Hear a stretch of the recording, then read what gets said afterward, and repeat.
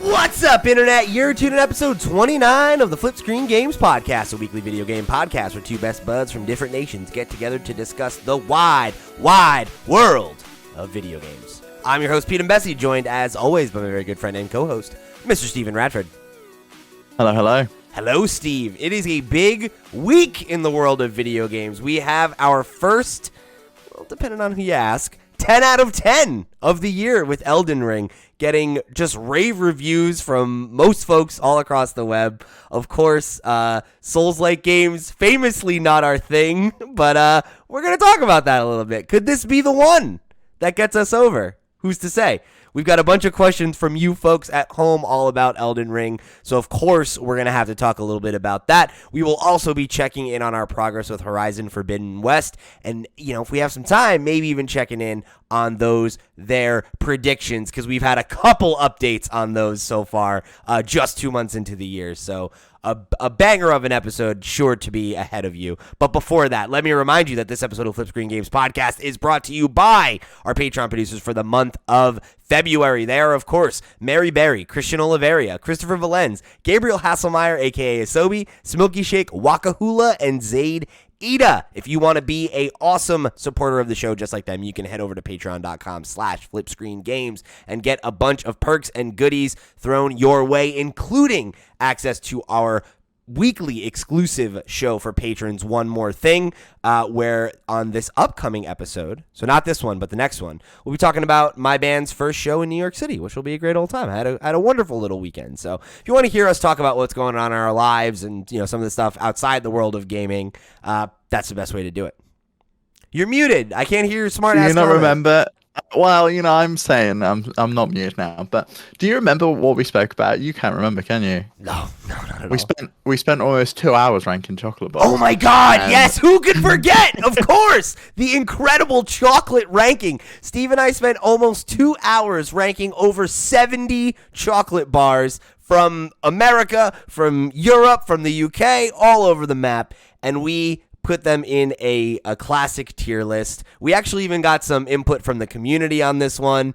I think this one is well worth your $2, folks. So if you've never taken the plunge, if you're a Patreon supporter and you've never listened to One More Thing, heck of an episode to go listen to. Listen to us go see where your favorite chocolate candy, specifically chocolate candy, ranked, and tell us why it's not as good as the Reese's Cup.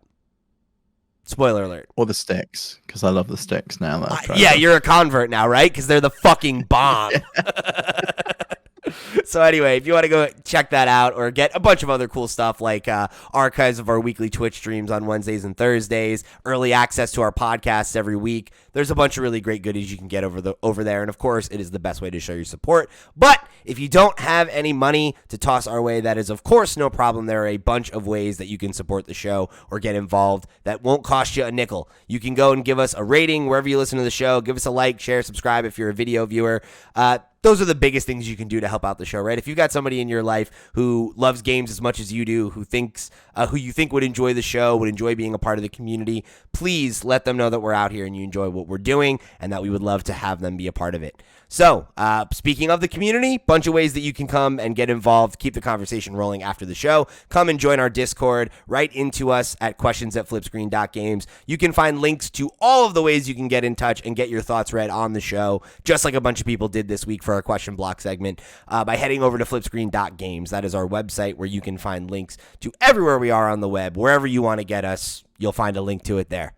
So, Steve, the main topic on everybody's mind this week, of course, in the year, the year of our Lord 2022, is of course Elden Ring has dropped, and it has sucked all the oxygen out of the room. Right? It is the best reviewed game of the year. If it maintains its status right now, it will be one of the best reviewed games of all time. This is a game we were both planning on skipping. How are you feeling about that decision now here on February 27th? Well, so I didn't end up skipping it. I ended up buying into the hype and picking up the game. Have you started it? Yes, I have. I'm probably about 5-6 hours in. Wow. I don't get it so far. That I'm just like, what is the appeal of this game? Like, seriously, what am I missing? And like, I get that all the reviews are like, oh yeah, I'm 40 hours into the game and it's awesome, but I'm just like, I'm coming at this from Horizon, one of the most beautiful looking games ever made. I come to Elden Ring, and in comparison, it just looks like trash. It runs at like ridiculously unstable frame rates on Xbox. It's like between 45 and 60 FPS, so it's just all over the shop. And thankfully, I have a VRR screen, and so it's no real problem. It smooths things out, but I can't imagine playing this game on like a fixed refresh rate monitor. I just, I can't. It would be crazy. Um, and then on top of that, like the launch has been a disaster. None of the network features work on Xbox, so I haven't been able to try any of the co-op stuff, haven't been able to read messages that people leave, haven't been able to leave messages myself. And like these are key core features to a Souls game that I just have not been able to utilize because it's just been broken on Xbox from launch. But aside from that, like I get it. I get that this game's hard, right? That's the appeal. It's kind of, I guess, like Metroid. You learn the moves and you beat the boss and you get that sense of achievement. But aside from that, you can go around and you can explore and you can run about in this. The exploring stuff's really fun because there's this horse, this like fairy horse that you can like summon, and he's got like a double jump and it's awesome. And there's like weird stuff happening in the world, like cows doing barrel rolls and stuff, and sheep What? doing barrel rolls. It's just bizarre. The first trader you find is dressed up as Santa Claus. It's just all very weird. The story, it's hot nonsense, as you would expect. I genuinely am like struggling to follow what the fuck is going on. That's They the all thing, speak Steve. in like The old English. That's the thing, though, Steve. If you were a real Souls fan, you'd know that the only way to enjoy the story is to play the game twice and then watch a bunch of YouTube videos about it so you can actually understand what happened.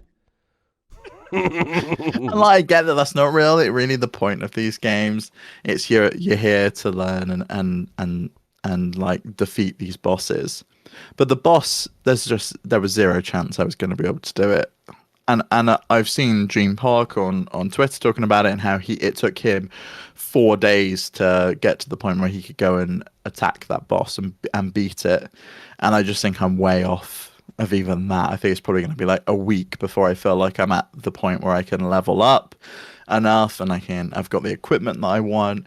And the learning curve, like aside from the fact that the game's difficult, because I get it, that's the appeal, that's the point. You know that going in, right? Like that's You know that going in. you can accept Yeah. this. There's so much crud and stuff that just was so confusing to me. You click new game and it just shows you this whole screen of like 100 different classes. And yet they're not really classes like they would be in a traditional RPG. It's just the equipment that you get and you start with. And that was so unclear to me. Like, I had no idea that basically all of your stats are the same across all of these, and it's just essentially the equipment that you get up front. And so I just picked the one that looked the nicest, and it's totally doesn't match my play style. It's not what I probably should have gone for at all. I think I need to play this as like a tank. I need shitloads of health so I even stand a chance of being able to defeat any of these enemies. Because I go into caves or catacombs or a encampment or whatever, and all of a sudden there's like 6 enemies on me at once, and I'm just toast. I stand zero chance whatsoever because I'm just not used to the controls. Because the controls to me, and I guess to a Souls fan, like you're used to them over the years, they're just so fiddly.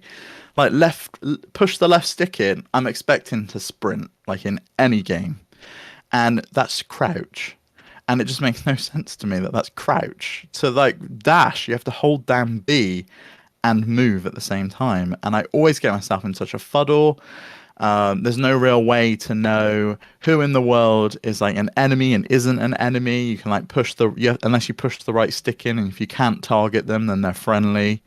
So I've like walked up to someone before. I figured that I should just keep pressing the right stick to find out if they're friendly or not. And he's just turned around and sliced me with his sword and just like stabbed me, and that's it. And the most annoying thing about that is you lose your money. And it would be fine if your money was just used for buying things, because there's crafting in this and That solves a lot of the problems. Once I'd bought the crafting pack and bought the recipes for crafting arrows, it got a lot easier. The game was just like, right, okay, I don't have to spend all of my money on arrows all the time. Like, you use that money to level up as well. So you lose the money and you can't go get it back in time, or if it's in a position where you're never going to be able to go pick it up off the floor again. It's gone for good. And so any achievement you made in like going through an encampment and like battling all the enemies and getting all of the runes, you can't then use that to level up to make the game easier for yourself because you've lost it all. And I got to this point and I just felt so cheated. It really it made me turn the game off. I was so angry at this point. I'd found this camp with like a bunch of these warrior dudes in, and I was so proud of myself. I took them all out because I'd spawned my like 3 wolf things that I can do, and I'd spawned it and I'd gone through the camp and I got to the end and I'd taken out all the people, all the rats, all of the dogs that were eating me. I was so proud of myself and I thought, right, now I get the achievement, right? I had this sense of achievement. Went to open a chest. And instead of there being like a nice juicy prize in there for me, it teleported me to another location. The other location was like 10 times harder. It had like a spell on the place, so I couldn't use potions. I went straight out. I got shot instantly, insta-death. I lose all of my money, everything that I just achieved in that encampment. It was taken away from me. It was stripped. I felt so cheated. I was so mad. I turned the game off and I didn't go back to it for like a good few hours. I was just so angry with it. I guess you got to get good, Steve, Yeah, and that's what everyone says, right? It's just you just got to keep playing. Like it'll click with you. And I don't think it's gonna click with me. I don't get it. I'm at this point where I'm just like, with all the performance issues, with the nonsense story that I just can't follow, with like a world that looks alright visually, but is nowhere near as beautiful as something like Horizon. I'm just like, what am I missing? You're struggling to find really yourself in the experience, Yeah. I need someone to explain to me like what I'm missing. What is the allure? What is the magic sauce that I'm missing here? Because I'm clearly missing something. All of these critics that are saying it's 10 out of 10 can't be wrong, and I just feel like I'm the. I want to jump in there just because I think that that's something that we talked about this with our kind of dive on Horizon last week, right? Like, I think that people really need to learn that like quality, right? And like those things, like it's quality might be objective, but like taste is subjective, right? Like they can all say it's a 10 out of 10 and be right, and you can not like it still, like a 10 out of 10 doesn't mean it's perfect, right? Like there's literally no piece of art, and it's impossible to make something. You not even take art out of it, right? It's impossible to make anything that is perfect to every person, right? Like everybody has different taste, and it just might not be for you, but it could also be the thing that like maybe you do need to put a few more hours into it and like let it click for you, because I have heard a lot of people say that it's not like one of those, the game gets good 40 hours in type things. It's more like you understand how to play it eventually. You stop like, you get used to the idea of like the risk and reward and like that's, all part of it or whatever. But I mean, it's never quite clicked for me either. So, it could just be a taste thing for us, but I don't know, right? It's like, I felt that way about Metroid, and then Dread was like a good inroad for me, but I didn't like Dread right away either, though, right? Like the first hour I or was so hooked on that. I loved that game. I thought it was fantastic right from the beginning. I was like, yeah, I get this. This is so good. The first hour or so I played it, I was like, oh yeah, this is cool. Like I'm interested in this, but like it took me like probably 2 or 3 hours before I really had that like, okay, now I get this. I get the reward cycle that's happening here, I'm interested. So here, I wanna jump into a couple questions here from one of our Patreon producers, Asobi, who wrote in with this patented 3-question formula and said, number 1, what's your reaction to the Elden Ring reviews / scores? 2, are you looking forward to Elden Ring? If so, what are you interested in specifically about the game? And then 3, do you guys have any experience with FromSoft games? So I think this gives us some good background. So I think for me, I'm going to go in reverse. I To say I have experience with these games, I think would be disingenuous. I have tried them. I have bounced off of them every time. I've tried starting Dark Souls twice. I've tried starting Bloodborne at least once, and I bounce off of it every time for a number of reasons.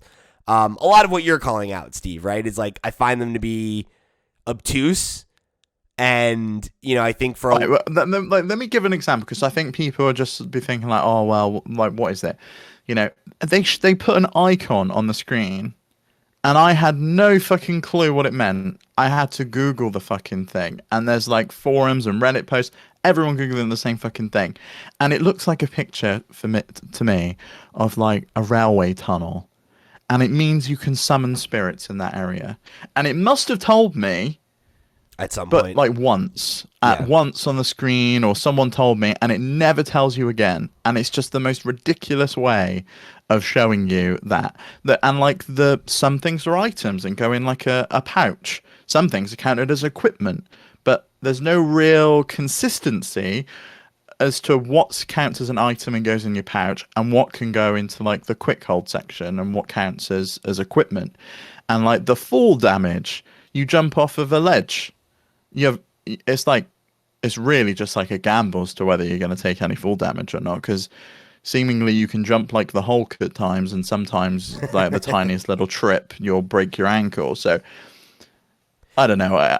And so like that kind of stuff has always been what I found to be a turnoff. I think like in general, I don't know, like I like a game that presents a challenge. Like I don't necessarily like games that are like punishingly difficult. So like, I think a lot of people will like immediately write off our opinions about these games, like just based on that alone, and like that's fine, right?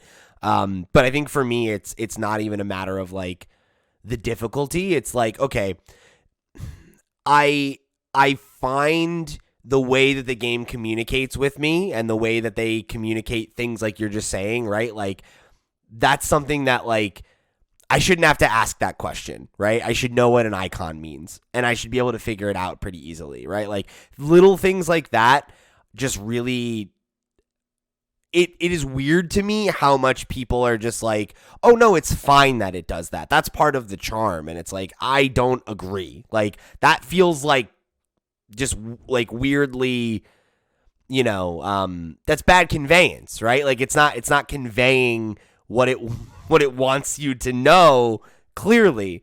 And like I think a lot of games, I think any other game would have like, and it is similar in other games, right? Like in Horizon, for example, when you can use your Valor stuff, but it explicitly says, like, hey, right, here's the on button top, that you when press. you Don't open, forget. it's like Valor, press R1, and like I had to figure out that in order to use the spell thing, I had to assign it to an action in my pouch, even though it's not really an item and it's like equipment because it's like a magic thing I can do. And yet I still can't figure out how it recharges. I think it only recharges when I go to like a campfire thing. It's really unclear. I can't figure it out. And I'm sure if I googled it, someone would give me the answer instantly. Sure, but that is the kind of thing I feel like should be told within the game in a fairly simple I manner. find it frustrating that like a lot of hardcore Souls fans like have that attitude where it's like, oh, but like the part of the fun is like discussing it with the community and learning these things, and it's like, okay, but like I feel like the game should be teaching me those things. I shouldn't have to go on Reddit and chat with other people to like learn how to play the game, and like that's something that has always just felt weirdly impenetrable a little bit to me, but yeah, and there's like other minor little niggles that just really frustrate me in terms of the controls. Like I bring up the map, and I don't know about you, but when I bring a map up, I always click the same button I brought the map up with to close it. yeah. Like always. So like in this game, you click cheese slices on the Xbox controller to bring the map up. You can't click cheese slices again to close it because that brings up the help on the map, and all the help tells you is like what buttons to press.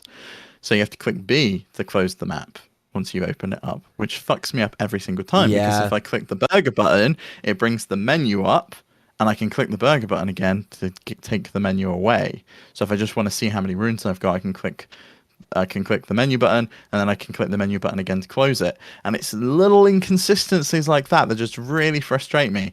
And it's still to this day, I like can't comprehend how difficult it is to change weapons. Like you have the bow in one hand along with the buckler and like your sword in another hand if you're doing like a sword and shield kind of situation.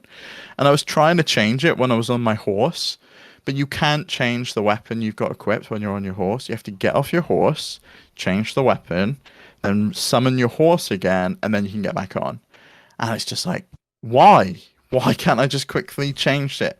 And if I want to change back to my sword, rather than clicking the right button, the right on the D-pad where my sword is, that will instead unequip my sword. So when I do manage to go back to it, I no longer have a weapon attached and I'm punching everyone. And my brain just can't figure all this stuff out. I want a weapon wheel and I want to be able to go, I want this equipped like any other game. And I get that that's not what fans of the genre want. They want these like quirky little ways that it's always been. I guess, and I don't know. Maybe it is just like I don't know. I guess maybe with some of those things, it is just like a taste thing. But yeah, it's very interesting to me. This is gonna sound like like a dig, but I really don't mean it that way. So just take this walk with me, listener. I feel like from the outside looking in, it feels like the Souls community is like a cult, where it's like. If you're on the outside, you're like, I don't get it. Like, why do people like this? And like, why does this connect? But then like everybody who likes it likes and says the same shit about it. Where it's like, oh, like you just got to get past that. You're gonna be intimidated, but you'll play for like 10 hours and it'll kick your fucking teeth in, and you'll have this moment where you get it, and then all of a sudden you're obsessed with the lore and you're obsessed with all of this, and it's like. I want that. I really do. Like, I want to get it, and I just don't. And I also have never really committed to trying one. And that's, I think, the thing, right? Like, I want to give it a real, like, earnest try so that I can see if it's something I can get into in the way I did with, like, Metroid. But I also feel like with Metroid, I'm wondering if it's the same thing where, like, I don't think I actually liked Metroidvanias. I think I just liked Metroid Dread. And like, I don't know that I can make myself like it, but, with, to get back to Asobi's questions, like I was definitely, and we both were, right? Like neither of us had any connection to these like Souls games or the From Software stuff. Neither of us were looking forward to Elden Ring. I think it was literally the reviews and everything that piqued any level of interest. So my reaction to it was, shit, I guess I have to try this, huh? Right? Like, if it's a 10 out of 10. Literally the only reason I bought the game, because one, we had a bunch of questions from listeners, and I was like, Pete, one of us needs to play this game so we can at least, like, give some level of input as to what we think about it. We should have got somebody who likes them on this week. That would have been the move. and two, it's just like, yeah, I also saw the review scores, and I've never tried one of these games. I've tried the demo of Dark Souls on Switch, so whatever one that is. I've tried that demo. I never got far enough in it. It was a bad port too, right? Yeah, I found the movement clunky and stuff in that one. And this one, it was like, okay, so it's that mixed with Breath of the Wild, with a bit of Skyrim thrown in for good measure. I was like, you know what, I could probably get on board with that, because the way like people like Jason Schreier were describing the way you fight bosses and things in these type of games is like a rhythm game, and it's just like learning it and just practicing it and getting it down. I was like, yeah, you know what, I think I could go for that. But so far I'm at the point where I'm just like, yeah, still don't get it. Still. Do you think you're gonna play more, with me. Or are you gonna bounce off? I feel like there's I do think I'm gonna play a little bit more. I really want to try and beat the first boss and the first mandatory boss, because there are a bunch of bosses they're just wandering around the the world. So there's like a big giant in the first area. There's a tree guardian on a horse that you can fight if you want to, and you can just ride away or run away from them. You don't have to fight them. But there's one where you go through the gates of the castle, and you have to beat him in order to progress the story. Otherwise, the story just doesn't really go anywhere. And I want to try and beat him, so I can at least say, right, I beat the first boss. I learned how to do it. I got past it, and I gave it a good shot. And if I still don't like it after that point, I don't think I'm ever going to like the game. But exploring the world, I have been enjoying. It has been fun to ride around on a horse, get that sense of exploration again. Seeing all the random things in the world, like those barrel rolling cows and the people in the world and stuff. I do miss the quest log. I do miss being able to find things rather than someone just going like, "Hey, yeah, can you help me? There's a fort to the south that's been taken over by monsters, and I really need it to be recovered so I can go back there." One, you have to remember and find the fort, and then you have to remember exactly where on the map that person was that gave you the quest. So you've then got to go back. I think that's really irritating. And like I saw Jason like tweeted about that and was like, "Oh, you should keep notes and blah blah blah." And that like started this big discourse that, you know, I think he was very critical of, was like, "I didn't mean to start this discourse and it's a good thing and blah blah blah." But like I gotta say, I hear that and that's like an immediate fucking turnoff to me, to be like, this is the exact same kind of thing that people were like, "This is annoying in Link's Awakening, but in this game it's masterpiece." Why? Because From Software made it? Like, I don't know. Like, I feel like there should be options. I feel like there should be options in this game. Like, let me have. No, but that's the thing, Steve. These games aren't allowed to have options, because then it's compromising Miyazaki's vision. Like, this is what these people say, and I just don't understand. I want to feel this way. I want to get it, but I don't. Like, why do you think this game shouldn't have any level of... Like, why it's not even level of difficulty, but like, why can't there be HUD options, right? Why can't there like be? Because there is in Breath of the Wild. You can turn off like the mini map in Breath of the Wild. You can turn off the quest things. In Horizon, there's like guided and explorer mode. Why can't I just have a mini map if I want one? Why can't I have like pins that it's navigating me to if I want to? Because when there's an enemy chasing you, that's another thing that I forgot to mention. You can't even open the map. You can't. No, you can't. Like the music comes on. It's like, oh, you're in fight mode kind of thing. Yeah. And you're just galloping away, and you know you're going to get away from this enemy because he's just running towards you at a snail's pace, and you're on your fucking horse. And you can't even open the map to see if you're going in the right direction because the map's just blocked off when you're being chased or when there's a fight happening. It just won't let you view it at all. You can open any other menu. I can go and craft some arrows while someone's chasing me, but God forbid it will let me view the map so I can see if I'm going in the correct direction as to where I want to go. I've just got to get to safety before I can open the map again. Yeah, I don't know, you know, like that to me is like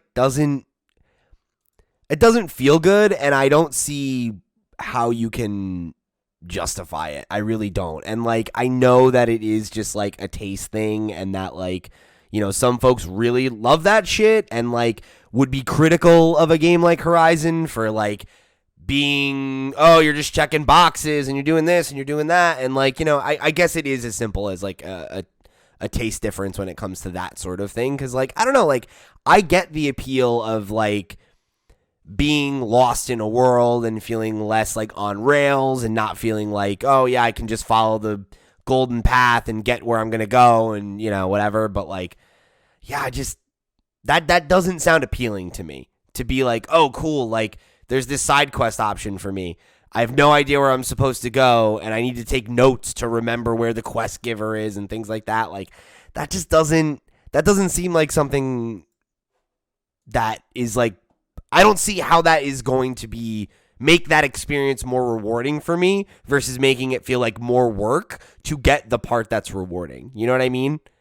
But yeah, and I can understand it feeling rewarding that you've done all the work yourself, right? And it does feel like it feels like a more realistic world because there isn't all of these constructs that have just been put around it. You're not checking boxes. Right. You're actually having to do the work and find it and navigate the world in a way that would be realistic, which reminds me a little bit of Firewatch, right? You could either have the compass and it would like point and put it on the map with the red dots to where you were, or you had to use the map and you had to look at the landmarks around you and try and figure it out. And you could play it as one or two modes. One was like a video game, and one was trying to be like more realistic, like a simulation. Well, kind of and like thing. Breath of the Wild was a lot like that, right? Like you had a quest log and it would be like, oh, so and so said that they needed help with this, but it didn't like tell you where to go. Usually it would be like, oh, it's like you got to go south at this fork in the road or whatever. Like you could still have it be really vague, but just be like, when someone gives me something to do, just give me a list so that I can keep track of it. Like anything. And I like guess if everyone's having to write their own journals, because I've got a notes app note on my phone where I've just started writing things down when I find things, and if everyone's doing that, why not just have the log in there? Like I've got Fort to the south beyond the Mistwood, and then I've got Lanya, the guy in the round table's looking for her. And if I find them, I've got to go back to the round table and tell him. And if I do the fort, I've got to remember where the dude on the map was. And I've put like pins in all the positions where I've been given the quest, but I just have to remember which pin it is. Yeah, like for me, go like back to that specific one. That feels like the kind of thing that would dissuade me from doing side quests rather than being like, oh yeah, like let me take notes and make sure. Like I feel like I'd just be like, fuck it, like I'm not gonna find it, and if I do, whatever, like fine. But like. That I don't know. But like you kind of have to do the side quest, or you're just not. You haven't got a decent weapon, you haven't got decent armor, and you're not high enough level to be able to go and defeat the mandatory bosses. You kind of have to do the side quests I just don't know. that are presented to you to be able to progress the game. So real quick, I wanna share something. So I texted a good friend of mine. A guy named Jack. We went to college together, and he was the first person I podcasted with about games. And he's like a more casual Souls fan. And he and I talk about games a lot. And when I saw all the reviews and I was kind of like getting wrapped up in it, I sent him a text and I said, help, I want Elden Ring. And he replied with, he was the only person who was helpful to me in this, because every other person I tweeted about it, everybody in our community was egging me on. A couple of my friends reached out to me and were like, get it, try it. And he messages me back and he goes, Horizon Zero Dawn 2 just came out. Elden Ring is going to share every single gripe you have with the rest of the series to date. It's going to piss you off, and it's not even good looking, so you won't even get the benefit of getting to gush over the quote-unquote next-gen visuals you impulse purchased, you daft fuck. And I said, that's exactly what I needed to hear. Thank you. That's absolutely right. Like, everyone talks about how gorgeous this looks, and I'm just like, are you looking at the same game? Like, what is it about it? Like, everything just blurs into one for me. The textures look terrible, the grass, the draw distance, the popping's insane, even on an Xbox Series X. I'm running this in performance mode, granted, so presumably the draw distance is reduced a little bit, but in quality mode, the frame rate dips below 30 frames a second, and I'm just like, this is unplayable. The fact that there's like such a frame rate issue on PC and the next gen consoles and everything is like very strange to me. Again, like, it's not ready. It wasn't left in the oven long enough. That's the problem. Well, and it's just again, it like I find this frustrating, right? Because like this is the kind of thing that the same people would criticize a Horizon or like an Assassin's Creed or any other open world game would be like, it's unacceptable that this is sub 60 frames per second. It's unacceptable that it doesn't provide this or that. It's like, but for this game, it's like, well, it's the artistic vision, so it's fine. It's like, what are we talking about? I don't even think it comes down to artistic vision. Like, I saw Digital Foundry's PC review on it, and Alex Battaglia, who did it, is a fan of the Souls game, and he was just scathing about it. It was just like, it doesn't work. Shadow detail sucks. Its frame rate is terrible. And he was like, right at the end, he was like, oh, and I left the cherry off the cake. It doesn't support screens wider than a 16:9 aspect ratio, so you just can have a black box around the side of the screen. It only renders in 16:9. It's just like, he was like, in 2022, this is frankly unacceptable. Every single time on the PC version you encounter a new enemy, or you will just a new weapon for the first time, or you open a door for the first time, there's like a stop. It like freezes for a split second as it loads the asset in for the first time. It loads it into memory, and then it displays it to you. And it's just like, how is that acceptable on a brand new game in 2022? It's not. They famously have not had good versions of like PC on PC. You know, like I remember at launch, Dark Souls didn't work, and you needed a fan patch to have it actually like run properly. Like, I don't know, man. Like I again, it's like I don't want to be so negative. Like I don't like to be negative about anything, especially just something that's just like not for me and not to my taste. But I'm confused often by like the narratives around these games and like the consistent ways that people talk about and appreciate and enjoy them, and that like, and it just is stuff. So I just can't see it, you know. But I don't know, you know, I guess to put a pin on this bit of it, right? Like for me, my reaction is it makes sense to see those scores because the like folks who like Souls games love them and really connect with what's going on there, and all of the pre-release conversation around this game was that it was exceptional, and you know, like I am sure that it warrants that score, right? For what it does well for the folks that want it, right? And like a game can be a 10 out of 10 and have frame rate issues. A game can be a 10 out of 10 and have, you know, whatever other, you know, technical or whatever problems that can be patched and can be worked on. Well, or yeah, I whatever. mean, like, look at it is look what at it Breath is. of the Wild, for example. Like, I consider that to be a 10 out of 10 game, and it has serious problems. I don't care about the story in that game. There are frame rate issues all over the place. They have been patched and improved over time, but you go into the forest, and it's just like walking through honey. And I can look over those because I enjoy the rest of the game, and I'm sure if people love the rest of this game, that can be looked over and it will be patched. And this was, you know, it has only been out 2 days as the time we're recording, Right. and so I do think we need to give them a little bit of time to patch things because. As we'll get onto when we speak about Horizon, there was a patch that recently came out this week that solved a bunch of problems for me. So, we do need to give them a little bit of time there, but Yeah. I just don't get it personally. And I want to, like you. And I hope that I can understand it more over time or by playing it with other people. I know Smoky Shake said that if I want to play some co-op with them when it starts working again, then I can because they're seemingly good at the game, unlike me.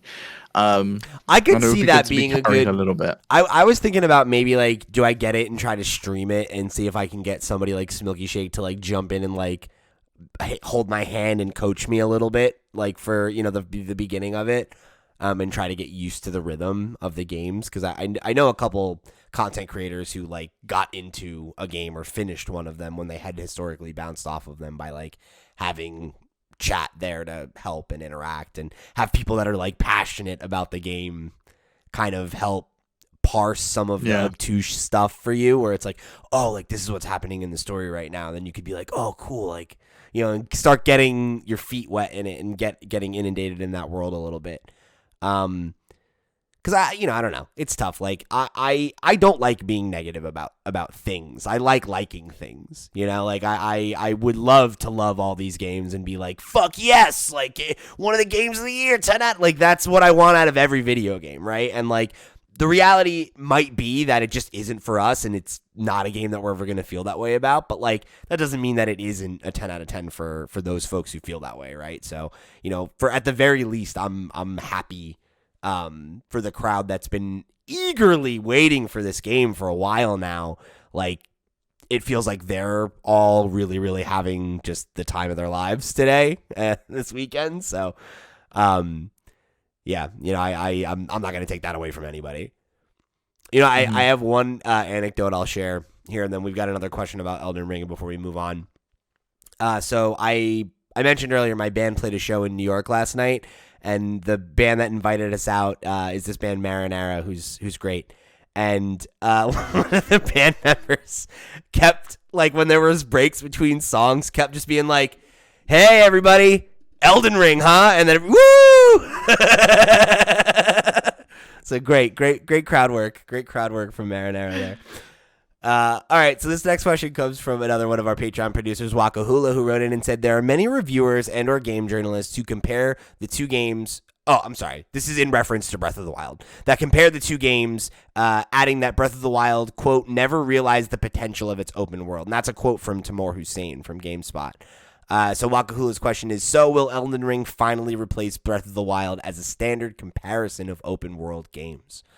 I mean, first of all, I don't agree with that. I don't agree that it failed to recognize the potential of its open world. I think, gun to my head, I would argue Breath of the Wild is probably the best open world, in my opinion. So To some extent, I agree with you, but it doesn't feel like a lived-in world, right? The only NPCs you really see out on the road are like Yiga Clan in disguise. There's no you real see the like merchants, quests. but it's like the same 5 people. Yeah, but there's no like quests that you find people doing things in an area and you like talk to them and you understand what they're up to. But I kind of feel that that's more of a progression of it because I feel like Horizon Forbidden West is doing the same thing. Like I'll be climbing up a mountain and there'll be a green exclamation mark and I'll go over and I'll see what's going on and it'll go into a cutscene and it'll be like, oh yeah, I just carried this guy down from the mountain. I think there's someone else up there. If I can't be bothered to go check, but if you want to. I feel like that's the exact same thing that Elden Ring does. Like, there's a dude stood on top of a thing. He's like, please help me. There's all these monsters around, or my fort's been taken down south, so I'm stuck up here. That wasn't realized by Breath of the Wild. That's a fair point. And I could see them doing that in Breath of the Wild too. What I think Breath of the Wild does a lot better than Elden Ring is the traversal, and Horizon Forbidden West does this too. The traversal's just so much better. The only skill you have in Elden Ring is your horse. Your horse or you can jump. There's no climbing, there's no glider, there's no rappelling, there's no grapple. And that kind of stuff just feels so fucking great in those games, and I really miss it coming from Horizon into Elden Ring. It's just also I'm just galloping around again, and it really feels like a bit of a regression. There's no level of verticality. Like I can jump down, but like I said, it's a real gamble as to if I jump down, I can't really judge as to whether I'm going to get hurt or I'm going to die or if I'm just going to be perfectly fine. Whereas I know in Breath of the Wild or in Horizon Forbidden West, I can just open my glider up and there's no problem whatsoever. Right, yeah. And I don't know, it's interesting because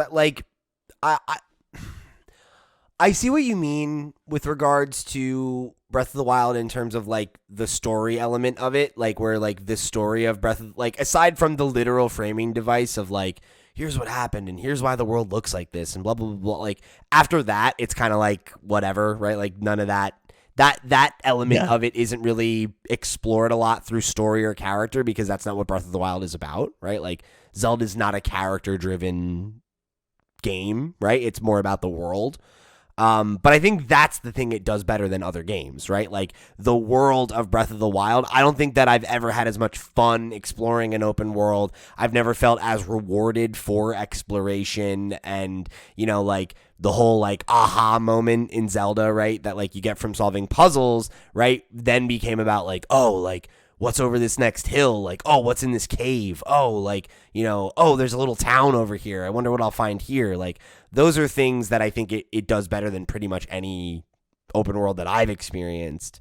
So yeah, I don't know. Like, I think given the things that you're saying about the limits of traversal and some of those things, I think that might stand in its way in terms of it being like looked at as like the gold standard. But I think the bigger thing that will keep it from that is that it's just an inherently more niche title, right? Like not to say that the Souls games aren't popular, but they're not Breath of the Wild popular, right? Like I think this is a game for more hardcore players, right? And like it's like an indie movie, whereas Breath of the Wild is like a Hollywood blockbuster, right? And like Horizon Forbidden West, even more so. Horizon Forbidden West is like a Marvel movie or a Disney movie. It is, you're watching a lot of cutscenes in between, right? And that's how it tells the story. Yeah, and like, I don't know. I think the fact that Elden Ring just like it's their first at bat for like a true open world. Like means that like there are a lot of things that I'm sure it has to learn from contemporaries. So like I don't know, maybe not this one, but maybe their next if they do another open world game, like maybe because everybody's been saying that it really is an exceptional uh, exploration kind of experience. So like, I bet you it'll be a game that comes up in the conversation when we're talking about like modern open worlds that blow people away. But I don't know. I have a hard time thinking that something that millions of less people will play will be able to dethrone one of the most ubiquitously popular games of the last, 5-10 years. So that's like absolutely not a slight at what Elden Ring's doing or like its open world. Just more to answer your question of like, could it replace it as that standard comparison? I just don't think so. I don't see that happening.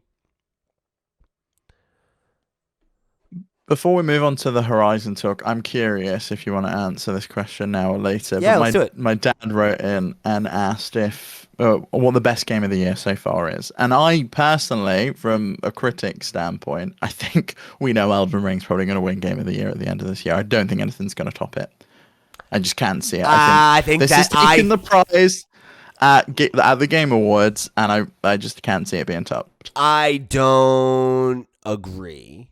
Not to say that it couldn't, but that it is definitely going to win. I think totally depends on if any of the other games that are supposed to come out this year actually come out this year. If God of War comes out this year, I don't think Elden Ring has a fucking chance in hell, if I'm honest.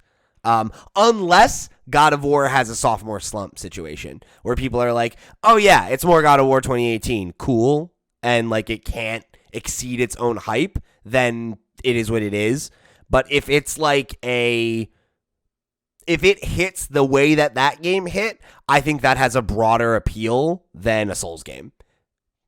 Did God of War win Game of the Year first time around? I don't think it did. I think it did from the Game Awards, didn't it? Let me see. I didn't think it did, but you I'll find could out. well be right. I personally, my favorite game of the year so far is Horizon Forbidden West, though. It was God of War. Okay. God of War and Red Dead Redemption were I tied. think... We're tied for most nominations, but God of War took Game of the Year. Wow. Okay.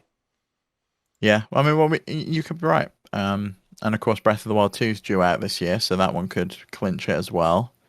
But to your point, though, Elden Ring has something going for it that neither of those games do, which is that it's new.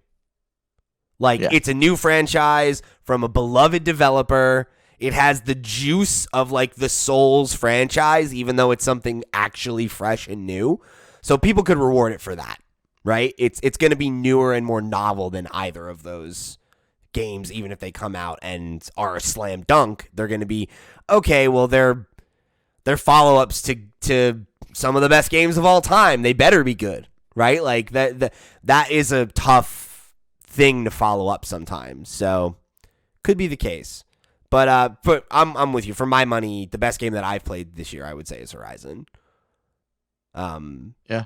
So far, anyway, and I know we've only really had two big titles so far: Pokemon Legends, Horizon, and obviously Elden Ring. Now that's an easy 1-2 punch for me right now. It's Horizon, Pokemon. We'll see. And I don't think Pokemon's ever in the running for Game of the Year, really. Not realistically. No. It could maybe be in like best family title or something like that, but. Yeah, or JRPG. Yeah, I wouldn't be surprised to see it get a nomination this year. In like JRPG that or does Scarlet and whatever the other one's called get nominated instead, which we'll talk about on Nintendo Night. Yeah, that's a whole. I got a lot of opinions about that. We'll see. It's an interesting one. It really is.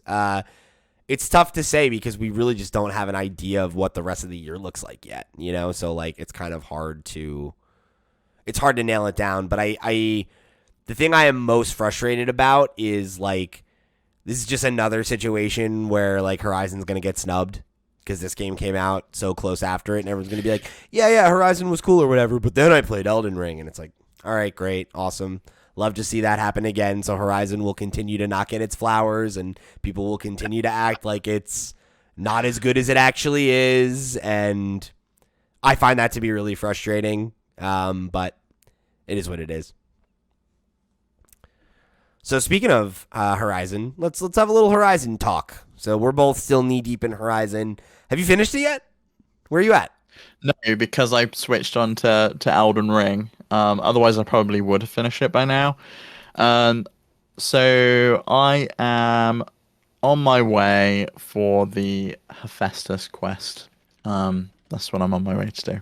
And if you know where that is in the game, you'll know I'm pretty far in. So I've probably got 2 or 3 main quests left to do. But I'm kind of eking it out a little bit and going back and doing a bunch of the side quests because I actually really love the side quests in this game.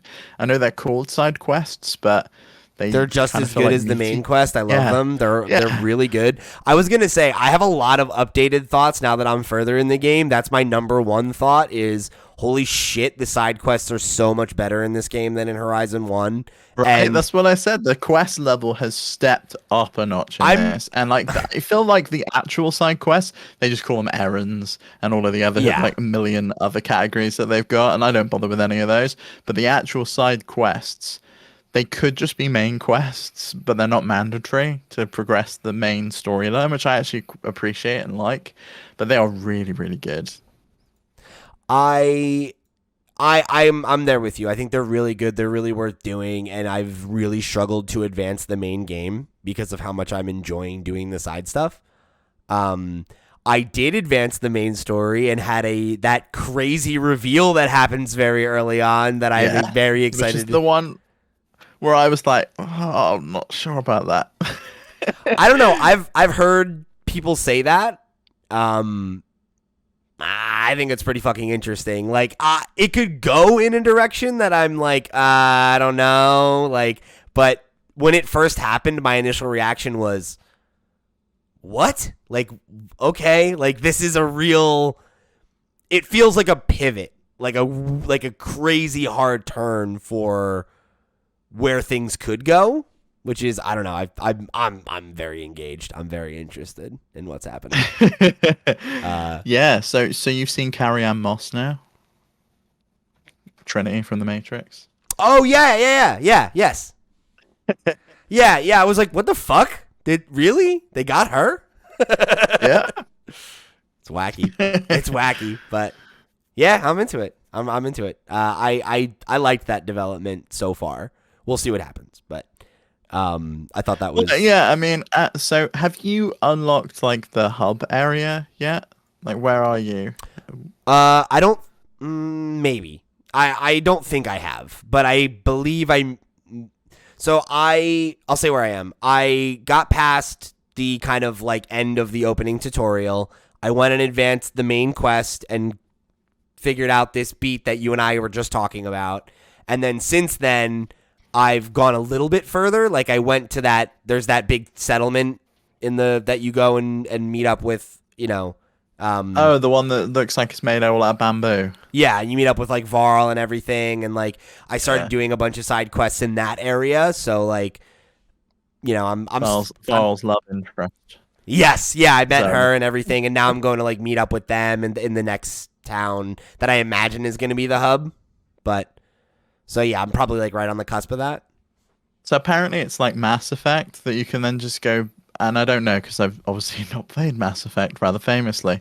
Um, you can come back and you chat to people there and you just have conversations. It's really weird that they just want you to chat with them and they just tell you little tidbits of what's going on in their life and Oh, their I love story. that. Great. Awesome. Can't wait. Can't wait for that. It's the number one way to make me like a game. So yeah, I'm getting on with it. Like I very much elected to take my time with it. I've been waiting for this game for 5 years, and I'm really enjoying playing it. And I don't want to rush through the main story just to like get further along in it. I'm like happy to just take it at my pace, and like I think I'm nearing like 15, 20 hours, and I've barely moved the needle on Yeah. the story, and like That's kind of how I played it. So the way I played it was, I'll look at what level the main quest says I should be, and if I'm around 2 under, I'll attempt it. I'll do it. yeah, So if the quest level's like 24 and I'm level 22, I'll be like, yeah, I'll go do it. And then ultimately the next quest is usually like 6 to 7 levels I need to be higher. And then at that point, I'll go do a bunch of side quests, level up, and then I'll be like, right, okay, I think I'm ready to go do the next main quest mission, and I'll come back and loop back round to it. And I feel like that's a good way to play yeah. because you then get the special equipment and items that the main quest gives you, and you can then utilize that in the rest of the world. That's more or less what I've been doing. Like every time I'm like within 2 levels of like when I finally advanced the story, I was like, okay, like it says I should be, 15 and I'm 17 or whatever. So I was like, I should do this and move it along a little bit, and then I can, kind of pivot back to side quests and stuff. So yeah, I'm really trying to just like keep up with all of the things that are being introduced so that I'm not getting to the end game and then like, oh, I have all this stuff from when I was like level 10. Like, let me double back, like I'm trying to take my time and just enjoy it. And it's exactly what I want right now. It's like that everlasting gobstopper type deal where it's just like, let me just keep coming back to this and putting in, if I've got 20 minutes, if I've got 6 hours, like, let me do whatever I'm going to do. And, I'm just going to try to live in this world as long as I can. I think I might go for the platinum. Think I might just go for the 80 hours and we'll see what happens. But I couldn't. The platinum's like filling out a Pokedex. There's just, you have to find and beat every single monster in the game. There's just no way. Yeah, but I mean, it would be fun. And those Apex machines is just crazy. Have you encountered those yet? Not yet. So they're just like the Apex monsters in Monster Hunter. They're just the normal machines, but just a little bit harder with some extra special weapons and more shielding. And so they just take a little bit longer. Like I took down, are they Thunderjaws? Is that what they're called? Yeah, the T-Rexes. Yeah, so I took down one of those. It took me 45 minutes and I started at like 1 in the morning. I was like, there is no way I'm going to bed until I've taken this thing down. And I was just still going 45 minutes out. I'm like, fucking hell. Is this ever going to end? Yeah. But it was satisfying. I appreciate that. That's definitely, I really love those fights. Like, I find them to be so rewarding. And, like, that's one of my favorite things about Horizon is, like, how fucking hard it is to... Like, I keep being in situations where there's, like, 3 machines trying to attack me, and I'm like, I can barely get through this fight because I'm, like, just not strong enough yet. But, like, just through fucking sheer grit and determination, you, like, fight your way out. It's like, yeah, all right, fuck you. And then you go and upgrade all your stuff, and then it's like, next time I'm coming back, I'm going to fuck you up. Like, I love learning all the elemental combinations and, like, starting to, like, memorize them and be like, oh, okay, right, like, he's got the green canister. Good. Let me just blow that up right now. Take him out. Pin down the other one. Go. Yeah. Oh, I love the overcharge stuff. It's so satisfying. So yeah. So yeah, I'm just so into what this game does, and like it scratches all the right itches for me, and like I've been waiting for this game, and like it is like the exact opposite of the like problem I described with what happened with me in Deathloop, where I was like really liking it, but I hit that point where I took a break and I was more clicking with Metroid because that was more the game I was in the mood for. Like, this is exactly the game I'm in the mood for right now, and I've kind of been like spinning my tires waiting for this game, and now it's like, oh yes, it's just checking all the boxes for me, So I couldn't be happier that I have a ton of time left in it. So yeah, I'm definitely gonna be knee deep in this for a while, but I'm thinking my plan right now is I'm going to just play this at my pace and enjoy it and get through it when I get through it. And if I'm still interested in trying Elden Ring at that point, I think I'll try to give it a go, but I have a feeling that you're going to play it for another few hours and be like, I just can't do it. And I'm going to be like, yeah, that's good enough for me. Yeah, I think you're probably right. At the moment, I think my heart is still with Horizon, and maybe that's part of the problem. I just want to finish one game, but I wanted to get a good number of hours in before I gave some kind of thought on Elden Ring. And it could well be that I just haven't played enough. You made the sacrifice, and I appreciate that. Oh man. But yeah, we did have one question here that relates to this section that I wanted to respond to, and we can close it out here, unless you've got any more thoughts on Horizon right now. No, not at the moment. All right. Game of the year, everybody. You heard it here first. So Asobi wrote in and said, due to the Killzone hate in the last episode, I want to ask Pete if he's played any of the Killzone games and why he dislikes them. Ignoring the PS1 or the PS4 one here, but the original 3 I thought were pretty good. So I feel like I explicitly said that I was not trying to hate on Killzone. I respect the people that vibe with Killzone. The point I was more making was that Killzone was never popular, right? Like, Killzone was never a bestseller. It was never an Uncharted. It was never even like, I don't know. I don't even think it was on the level of some of their other like some of their other less popular franchises, I think that Killzone is generic looking, and like it just doesn't, like, it's another. Which is exactly what Zaid and other people have said about Horizon, right? It looks Yeah, like a generic I mean, RPG. That was some of the comments we were talking about last week. I just don't think that makes sense, right? And like I consistently have said, like, I find that to be a really baffling opinion. There's no other. And people that love Killzone might say the exact same thing. Yeah, but let me make my point though, right? Like, there is no other franchise that is like Horizon, right? Like, there is no other major media franchise in any medium that is a like post-apocalyptic universe where humanity has fallen and re-risen and reverted to like a tribalism kind of cultural breakdown or whatever, right? However you want to say that, in a world filled with giant robot monsters. Like, that is a very unique elevator pitch. It is visually unique. It is visually interesting and stunning, and like, it has its own style and flair and flavor going on, right? Killzone is another gray first-person futuristic military shooter. Like, I'm sorry. And like, again, like, that's not to throw shade at it, but it's just like, there are a lot of other franchises that look and sound and feel a lot like Killzone. So it's not at all like me thinking like Killzone is like shit or like or anything like that. It's just, I don't think Killzone is special. I don't think it's like unique, and I don't think it ever like set the world on fire, right? So like, even if they played well, they were just not very popular. And the idea that they would go from Horizon, a game which I'm pretty sure the first entry in it eclipsed the lifetime sales of Killzone, to go back to Killzone. That was more my point, I could see it if it was like a Killzone game as a service game, though. I could see them attempting something like that, but Killzone becomes their Call of Duty, what is it called, Warzone. Yeah, but it's like, they could have like their online game in that genre with, and maybe not get Guerrilla to make it, but they just use that franchise, use that asset, get Guerrilla to assist. If someone else builds it, like they're getting Firesprite to do the VR game, and Guerrilla's assisting with it. Yeah, I mean, maybe, and like maybe so, but it's just like, I don't feel like that IP has that much value. Like, I'm just saying, right? Like, we podcast, right? Like, I've been doing this for a long time.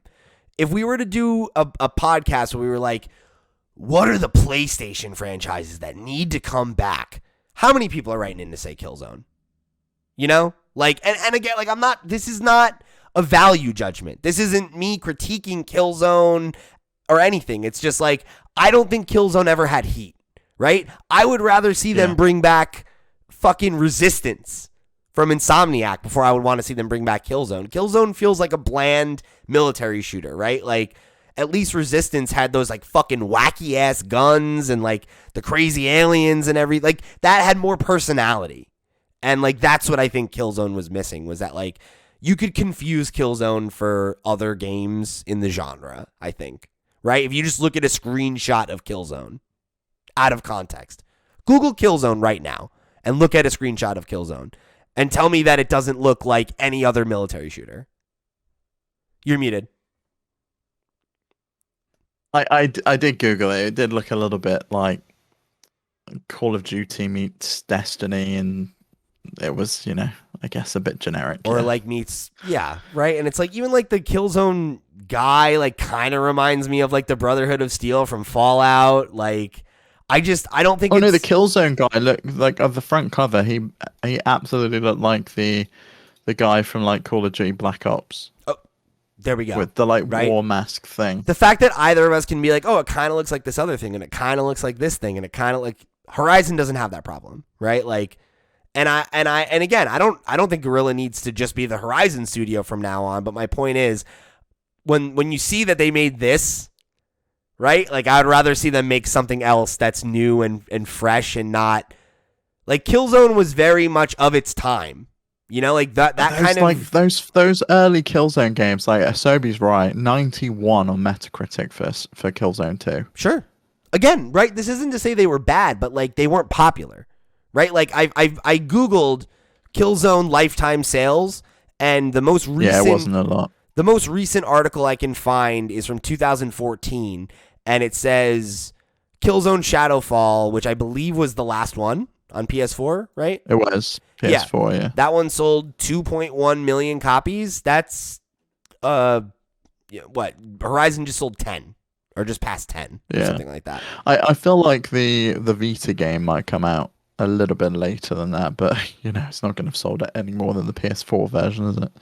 So to answer your question, Asobi, right? Like it's not a matter of like me disliking them or like having an axe to grind with Killzone. It's more just like I don't think Killzone is worth Guerrilla or PlayStation's time to go back to as an IP. Personally, I feel like if they feel like they need a shooter to compete and like have their own thing, I think they'd be better off trying to develop a new shooter that is like more informed by what people want out of shooters in 2022 than what they wanted out of shooters in the PS3 era, right? I mean, they own Destiny 2 now, so do they really need to? Probably not. So then, yeah, and then just to answer your other question in terms of like which ones have I tried, I think it was Killzone 3, 2 or 3. I had have literally put hands on. I had a friend who, it was my roommate in college actually. He had PS Now for a little bit, and like I think one of them was on game streaming there, and like he and I were like sampling a bunch of PS3 exclusive we had never played because we were both poor and didn't have a PS3.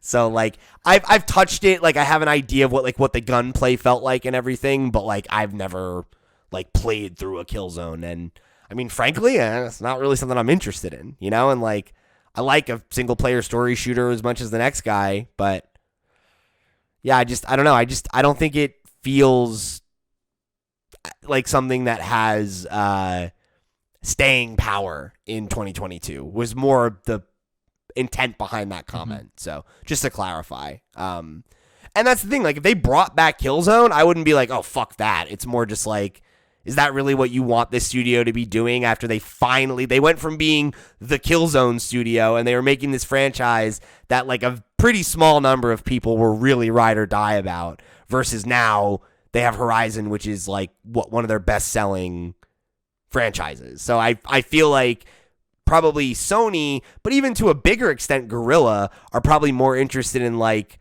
stretching their creative muscles and doing something new, or continuing to iterate on Horizon, which is still a fresh idea for that studio in the grand scheme of things, right? They made like 4 or 5 Killzone games before they moved on to something else. So the idea that like they maybe want to close out the Horizon trilogy and then move on to a new IP, I think makes a lot more sense than to be like, okay, let's go back and make our 6th Killzone game now. That's what we need to do after we finally broke out of that rut, Yeah. I mean, do you see what I mean, though, about that bombshell? And I don't see where the game goes for, like, the third one at this point, unless it's something totally drastically different. Yes. I could talk to you off mic about it, but, something big would change in the third one, I think, because of that. We'll have to talk about that off mic. I have some thoughts about it, but I can see what you mean, but I can also see ways in which it can swerve. So yeah, it absolutely could. I've not finished the game yet. Like, it could be that that's just a blip, and it goes back to being par for the course, and the next game she's got to save the world again. Yeah, or well, I have thoughts. We'll talk about it. We'll do a spoiler cast, and we can talk about it on that. I would love to. Yeah. So on that note, we'll wrap it here for today. Thank you all for joining us here on another episode of the FlipScreen Games podcast. Thank you so much to all of our listeners who wrote in this week. I hope that y'all who are playing Elden Ring, I know many of you in the community are, I hope that you're enjoying it. Definitely write in and let us know what you think about the conversation we had today, because I'm definitely interested in hearing thoughts from folks who are like more into this series and what are they thinking about it, and you know, is there something that we're missing, and like is there a mindset that maybe we need to adopt to try to go in with an open mind, because despite the fact that I've never connected with one, I sure would like to. I'd like to try. So sell me everybody, and maybe we'll see what we can make happen. Yeah, we were sold when Richard came on Nintendo Noise and sold us on Metroid Dread. It could just be we need someone who's passionate about the game, explain it in a way, who knows us and knows our tastes, and it's just like, this is how you click and get on with the game. Yeah, so please, I'd love to hear your thoughts, and let us know what you're thinking about the game and how you're enjoying your time with it. And, why don't you write in with your answer to Andy's question and tell us what you think the best game of the year is so far. I'd love to hear what everyone's thinking. I bet we'll get some varied answers.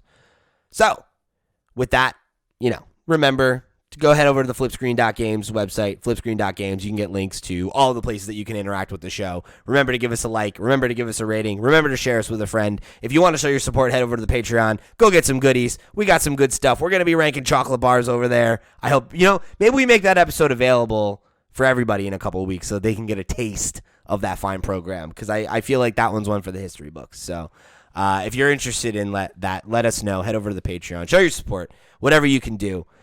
We love y'all. Thank you so much for tuning in, and we'll catch you next week for another episode of the Flip Screen Games podcast. Take it easy.